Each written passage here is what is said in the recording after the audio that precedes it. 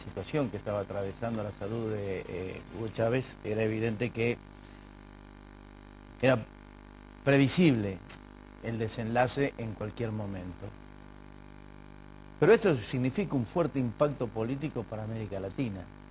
Hay algunos que hablan de que el verdadero comodín ideológico de América Latina era precisamente Chávez, que sin él hoy América Latina se debe dar un nuevo debate. ¿Será así? Bueno, hemos invitado a dos profesores titulares de cátedras de política internacional. Graciela Ramos Pérez-Pilnik, de la Universidad Blas Pascal y la Universidad Nacional de Córdoba, y el licenciado Nelson Especchia, que es de la Universidad Católica de Córdoba, titular de la Cátedra de Política Internacional. Gracias por venir. Muchas gracias a vos, Ricardo, siempre. América Latina sin Chávez. ¿Es el verdadero comodín ideológico? ¿Chávez era el verdadero comodín ideológico de América Latina? Comodín ideológico habría que definir el concepto. Yo lo que creo que Chávez es, en presente, es un fenómeno de la política internacional y es un fenómeno de la política internacional latinoamericana. Chávez viene a preguntarnos o a instalar la pregunta sobre la democracia latinoamericana, sobre si la democracia, si aquella democracia, esa definición de democracia liberal, burguesa, de raíz anglosajona, que caracterizó y que está en los manuales de la teoría política contemporánea, es vigente, está vigente y es un 100% aplicable a este contexto regional, o si este tiempo y este espacio nuestro que vivimos merece una adecuación de los conceptos políticos tradicionales, y él al mismo tiempo formula la pregunta y en su contexto ofrece una respuesta. O sea, el chavismo es una respuesta a esa pregunta, a ese cuestionamiento, que tiene dificultades interpretativas porque tenemos reglas tradicionales, tenemos unas reglas tradicionales para medir un fenómeno nuevo. El chavismo es un fenómeno nuevo, un fenómeno emergente en América Latina, y un fenómeno a raíz a cuenta de las imágenes que, por ejemplo, en este momento podemos ver por la televisión venezolana, un fenómeno rotundamente exitoso al interior de Venezuela, y que por eso mismo va a terminar impactando en los sistemas políticos regionales. Chávez es una gran pregunta abierta para América Latina. ¿Es una pregunta abierta para América Latina, o como lo definía García Márquez, para sintetizarlo, un fenómeno democrático o un fenómeno autoritario?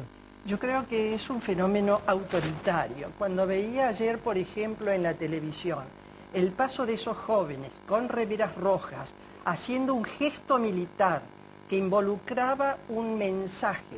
Ese mensaje era gestual, el corazón y la obediencia, porque ese mensaje transmitían, significa que el chavismo es un fenómeno y que va a continuar por lo menos dentro de Venezuela y por un tiempo.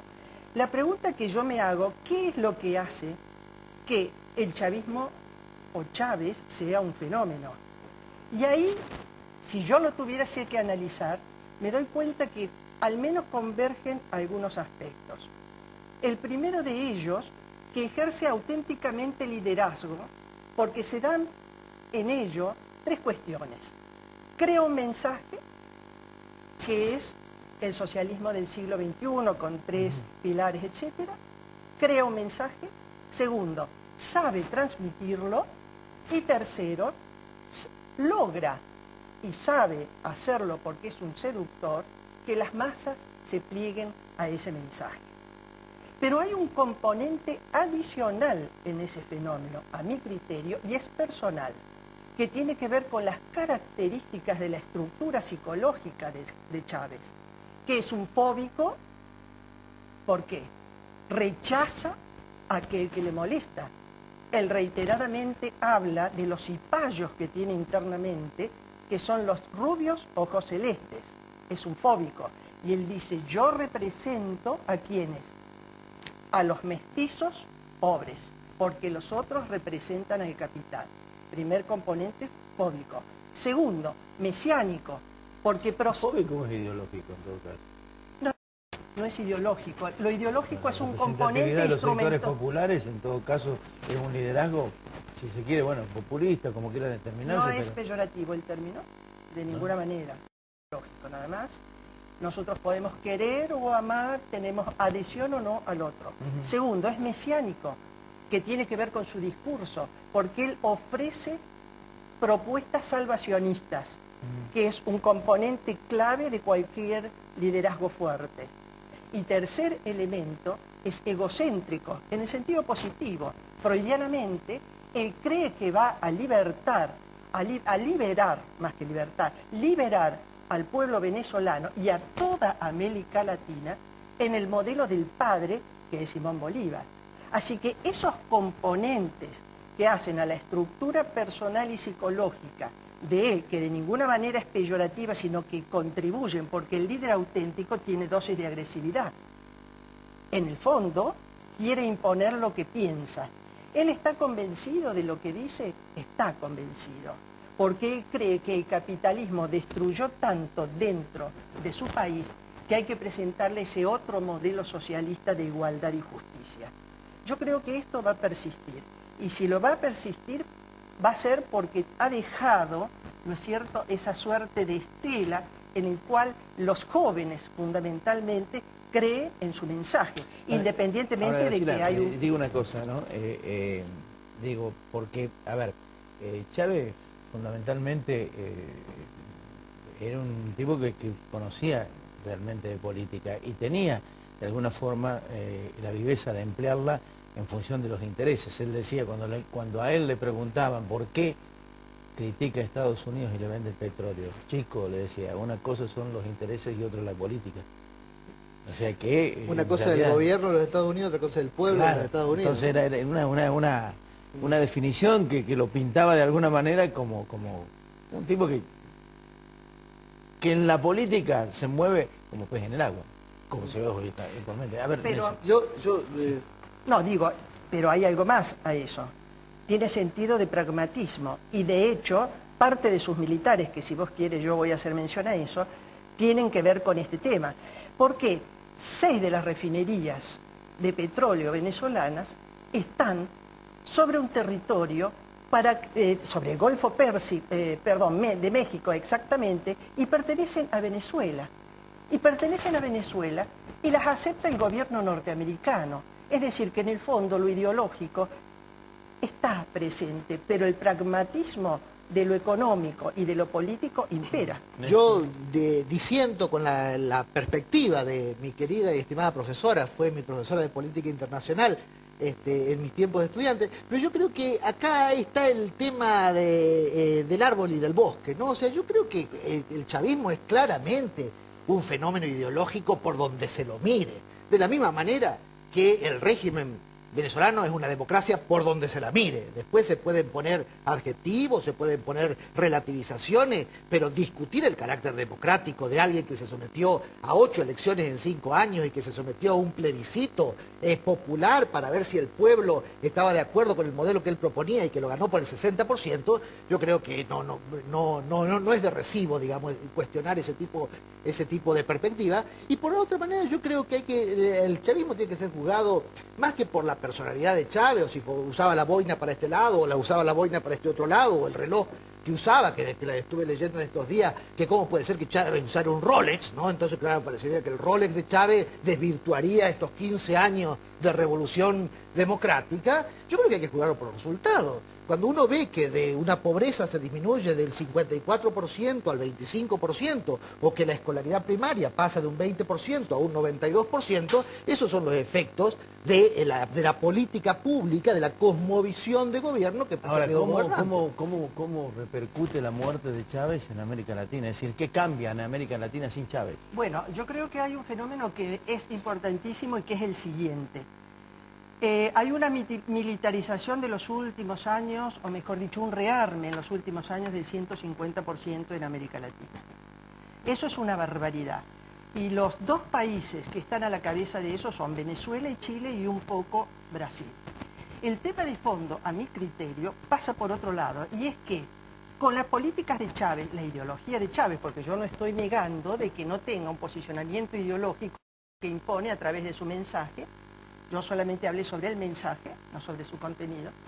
¿Qué es lo que significa esto? Que quedó instalado, con lo cual a mi criterio se significa en parte a partir de ahora, quedó instalado una confrontación internacional sobre recreando nuevamente las condiciones de la época de la Guerra Fría. ¿Por qué razón? Venezuela decide, o Chávez decide, militarizar su país, militariza la sociedad.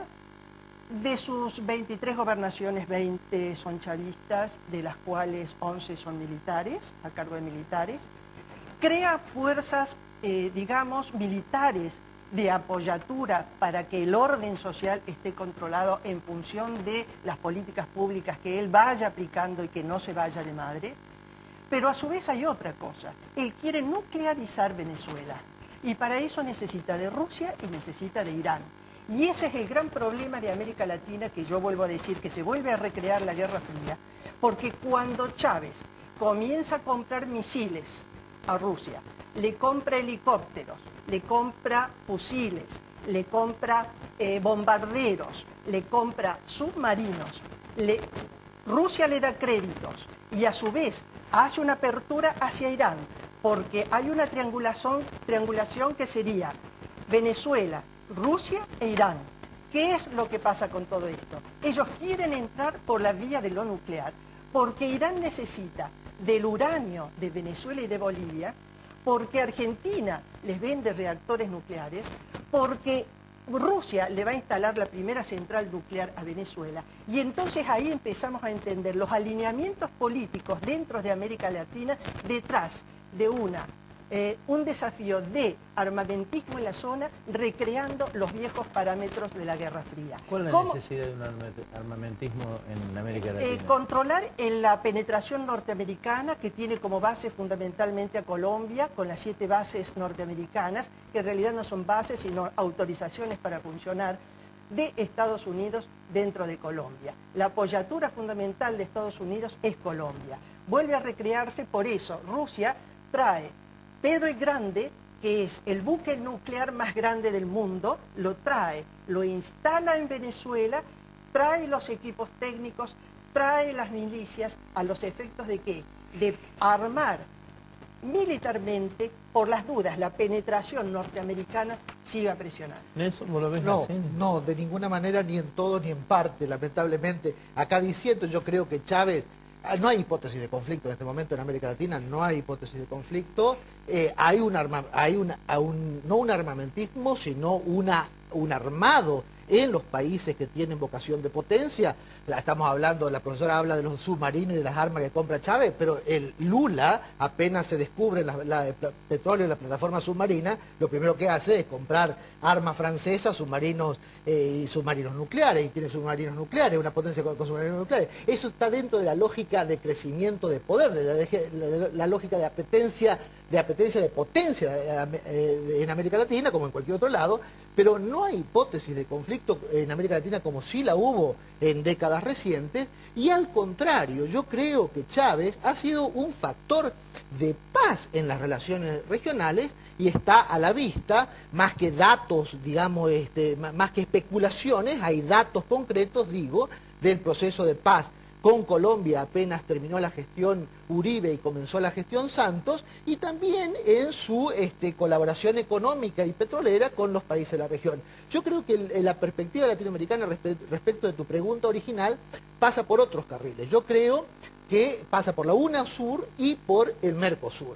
Y creo que muy inteligentemente, tanto el liderazgo brasilero como el liderazgo argentino, a raíz de la suspensión temporal del Paraguay, instó a la incorporación efectiva de Venezuela al Mercosur, porque como vos decías al inicio de esta mesa, este fin de Chávez no era una hipótesis alocada, sino que era algo que con mediana previsibilidad, y yo creo que tener a Venezuela, que va a seguir siendo chavista, casi sin ningún tipo de duda, en las elecciones, con este estado de conmoción nacional, en las elecciones dentro de un mes hay continuidad del oficialismo, y yo creo que Brasil y Argentina van a intentar, en la continuidad chavista, mantener algunos resortes con la presidencia de Maduro. Sintética, 30 segundos porque ya me están sacando del aire. ¿Cómo impacta en Argentina? Las hipótesis de conflicto, yo quiero contestarte, existen por una razón muy simple. Las hipótesis de conflicto existen tanto a Estados Unidos como a Rusia les interesan los recursos naturales estratégicos como el petróleo, razón por la cual cuando Estados Unidos reflota la cuarta flota para que pueda controlar América del Sur, lo hace porque Rusia ya está instalado. Impacta en la República Argentina en la medida que quiere alinearse, el kirchnerismo o el cristinismo quiere alinearse a las políticas de Chávez. Yo creo que esto comienza de algún modo a desarticularse, porque el líder era Chávez. Quien lo reemplace, por más que hubiese dejado una doctrina, no es Chávez. Razón por la cual las viejas alianzas estratégicas que habían venido gestándose dentro de América Latina van a comenzar a debilitarse. Y el hecho es que Maduro incluso ya está en conversaciones con Estados Unidos para alguna alianza estratégica. Argentina tiene un porcentaje muy importante de sus bonos de deuda externa en bancos de Caracas. Venezuela es tenedora importante de bonos de la deuda externa argentina y yo creo que el alineamiento del gobierno de Caracas con el gobierno de Buenos Aires y los buenos oficios de Brasilia, porque con la ausencia de Chávez se reflota el proyecto de liderazgo continental brasilero, van a perpetuarse en esta nueva etapa. Nelson, Graciela, gracias por venir, gracias por siempre a tu disposición. Un diálogo realmente interesante. Gracias. Nos vamos, no tenemos más tiempo. Que tenga muy buenas noches, nos volvemos a encontrar el próximo martes.